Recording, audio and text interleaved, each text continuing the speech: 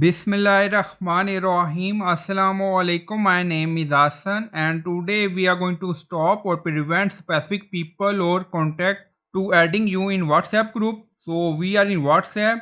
On top right, you see three dots, so click on it, and then you see multiple option. Now you see settings, so click on it. So we are in settings section, and then you see privacy, so click on it.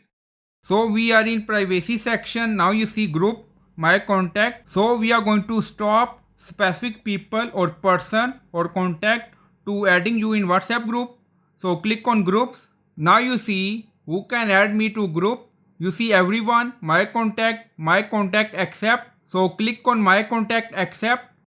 So we are going to block some people or person. Now select. Now you see all your friend list. So we are going to stop these people.